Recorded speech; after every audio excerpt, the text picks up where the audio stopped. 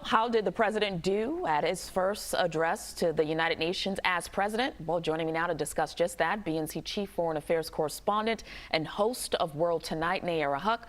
Also joining us from St. Pete University, Professor Alan Sanders, and Democratic strategist Jeff Guillot. A pleasure to have you all. All right, so we'll start with Nayara. What was the biggest takeaway from the president's remarks today? Tashani, this was a speech that was big on ideals, but also full of contradictions of the reality unfolding right here in the United States. President Biden talked about democratic ideals of human dignity and making sure that democracy was able to prevail on the world stage. He specifically mentioned that the future of the world belongs to those who defend human dignity and that the democratic world is everywhere. That's considered a very pointed reference to China. He also had a lengthy section about corruption and really how corruption of governments around the world is what prevents people from prospering. But the challenge, of course, is that though the United States is wrapping up 20 years of war in Afghanistan, that wrap-up does not look good on the ground as that refugee crisis unfolds throughout South Asia, and as we also face our own crisis here in the United States with Haitian migrants. All of this ideal language comes up against the harsh reality that President Biden is still looking to build U.S. credibility on the world stage after the Trump administration. All right, Professor Sanders, in your opinion, is the president's credibility in question? What are world leaders concerned about when it comes to the U.S. now, considering some of his past actions? Well, I think the president's speech is quite credible. I think that basically it's a return to normalcy, if you will. Presidents before Biden have given exactly this kind of speech. The UN and the leaders at the UN like to hear about multilateralism and cooperation, and the president made a big pitch for that. But everybody understands that the United States, like every other country, will pursue its international security interest alone if it needs to be done so. The president, of course, is facing contradictions, talking about multilateralism and his unilateral actions. But the reality is that every president has done exactly the same thing. What's different is that this president paid a lot of emphasis on human dignity and human rights and cooperation. And that's a stark contrast to President Trump, who spent a lot of time cozying up to dictators and authoritarians. This president has made clear that he doesn't want to do that, but he also, his actions have made clear that he's going to pursue national interest above the UN whenever it needs to be done so. And that's no different than any other president. All right. Well, Jeff, national interests. Let's talk about the sharp criticism he received from the Afghanistan withdrawal of troops. Also, the France blowback of that submarine deal going to Australia. Also, immigration. President Biden, again, receiving some sharp criticism from both sides of the aisle. Can he change the narrative at this point? Is it possible? It's certainly possible, but the president's got his work cut out for him. As you mentioned, the president somewhat contradicts himself in this speech when he talks about the need to stem nuclear proliferation. But at the same time, he cuts this deal with the Australians that leads to the French pulling their ambassador back. Perhaps the most important meetings are going to take place behind the scenes as the president tries to create more American credibility in the wake of the disastrous foreign policy that you saw proliferated by the former president. To concur with my colleagues here, you saw a return to globalization, which is something that most presidents have done in the past. Other than the rhetoric about the Afghan war and the end of that conflict, this sounded a whole lot like something Barack Obama would have said in the past, focusing on human dignity, on labor rights, and on climate change. But at the end of the day, it was lacking on substance. I didn't hear a whole lot of specifics as to what we're going to do to combat climate change, what we're going to do to stem this immigration crisis. And these crises are right on America's doorstep. And, I hope this is the baseline for some specific policy that we see enacted in order to change things. But if you look at our allies around the world, our relationship with France is in a really tough place. Our relationship with Britain is not great. And up north, Justin Trudeau hung on by a very, very thin thread in last night's election. So the administration has its work cut out for it, for sure. All right, Nayara, some are calling President Biden Obama 2.0. Do we just have Obama back in office? I mean, what policies has he actually enacted that are on his own, that are separate?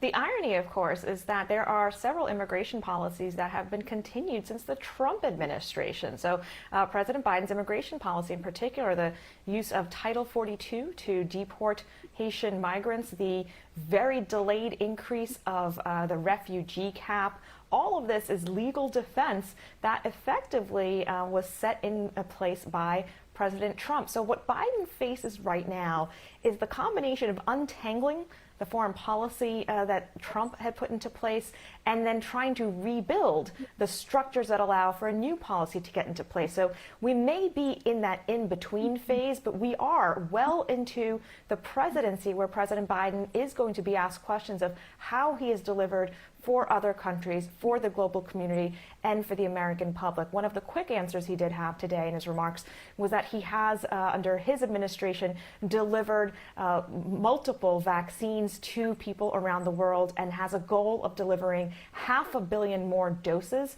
to developing countries that would not be able to vaccinate their communities otherwise. All right, well, Professor Sanders, how should President Biden separate himself from the two, his previous predecessor, obviously, and his former boss? Well, I think the way to differentiate yourself is to have a clear vision of where you want the United States to go. What is its national interest? Where are the challenges that the United States faces? Now, some of those challenges are individualistic to the United States, but others are common to the world. And I think the president today focused on those that are common to the world. That is to say, climate change, the pandemic, and human rights, human dignity. And so the way to distinguish yourself is simply to do things that match your rhetoric. Now, if the president manages to do that, he will have created what people like to call, the Biden agenda or the Biden doctrine. It's really early in his presidency. Remember, he hasn't even completed a full year of office. So right now, what he wanted to do was basically to reassert American leadership. But American leadership goes both ways. That is to say, America will lead where there are common interests and where it can work with allies. But America will lead also where it believes that its national security interests require unilateral action. What's most significant, rather than the speech today, is the meetings that the president will have in the next few days with other leaders. He's going to have meetings with Australia, with Great Britain. He's going to have meetings with the leaders of India. And so what you really want to see is beyond the rhetoric, what's actually going to be happening on the ground. And those meetings will be, in fact, I think, more significant than the speech that the president delivered today. All right. And Jeff, what can we expect in the coming days with the president meeting with those world leaders that Professor Sanders just mentioned? Well, I think most importantly, he's got to put this genie back in the bottle with France. The French government went so far as to say that the U.S. knifed them in the back by negotiating this deal with the Australians. We've got to walk that back. France is a vital ally. And furthermore, like, the Biden administration needs to continue what it's been doing, trying to reassert American diplomacy around the world that was shattered by the previous administration.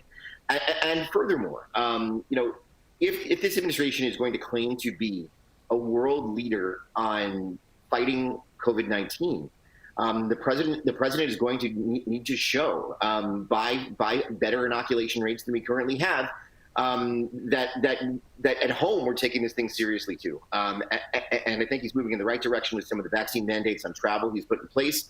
But at the end of the day, I think we need to do more, and I think the world needs to see us do more.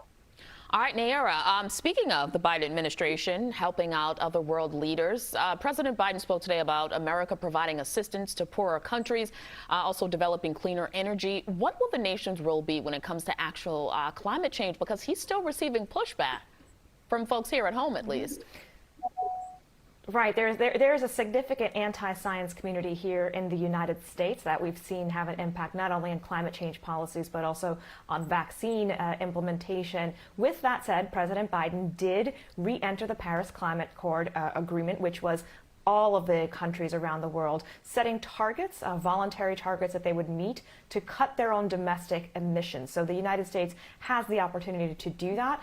This large part of the climate change responsibility really does fall on just a handful of countries, in the United States not least because it contributed so much to the carbon dioxide pollution around the world, but also because if regulations impact manufacturing here in the United States, so many of the other countries will try to match that so that their products line up with that as well. China is also is the second largest emitter. So these are two countries that their engagement on climate change at a systemic level will absolutely have a global impact. All right, Professor Sanders, I want you to look at President Biden as one of your students.